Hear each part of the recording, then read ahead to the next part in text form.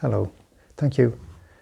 If you've seen Young Symbols and Songs of the Soul, this is just another point I'd like to elaborate on. I'll try and be brief and quick. When I came back to Northern Ireland from Canada, I began to listen to the World Service of the BBC and BBC Radio 4, and I repeatedly heard reports from the police about the fact that most of the people in jail had come from disturbed families. I had worked with one person in jail in Canada and out of jail. And so I was hearing these reports, which coincided with my experience working with this one person.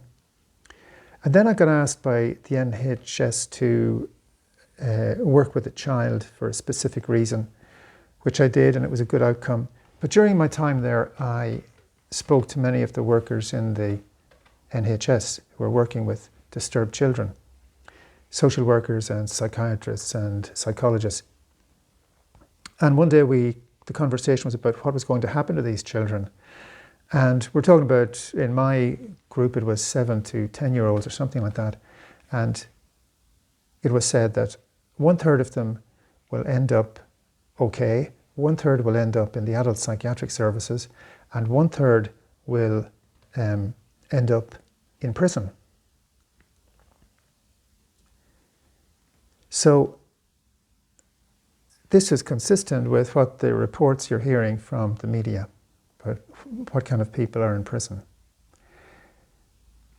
So we have a situation where we have children who come from disturbed families. Their psyches are disturbed. They don't experience the same boundaries that we do, if you want to call it that, in the normal world. And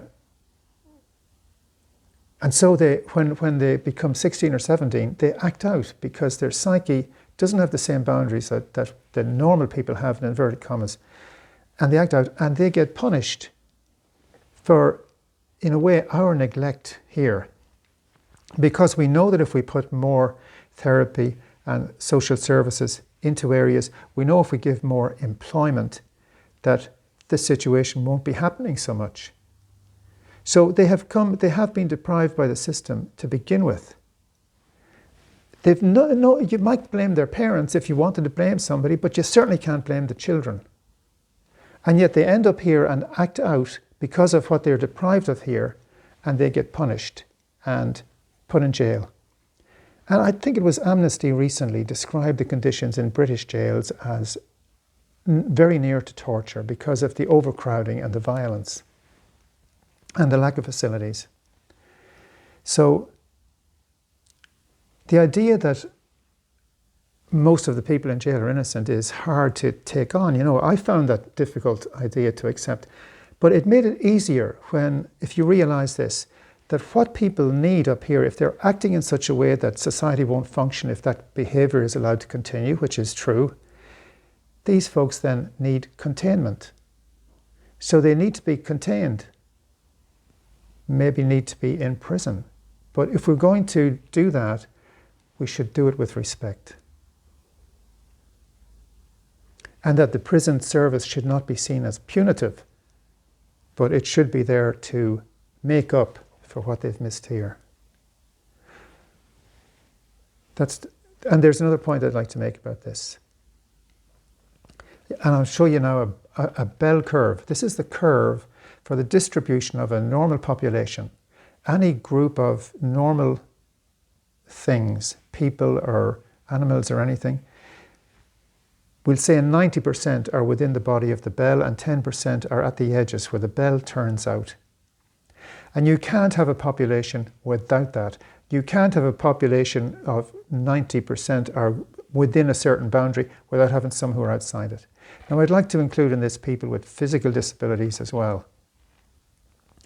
Because people are born into the world with physical disabilities and they are perfectly normal people, but they have these disabilities to deal with.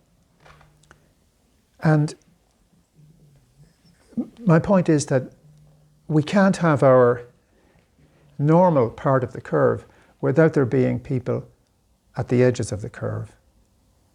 So that the people who a person who lives their life in a wheelchair is doing so in order that we live our lives in what we say two-legged normal people. And the people who are in prison are having that experience, an experience of being in and out of jail all their lives, almost in order that we can have our experience of normal, in inverted commas. And this is really true, I think, you know. Maybe you can agree with me.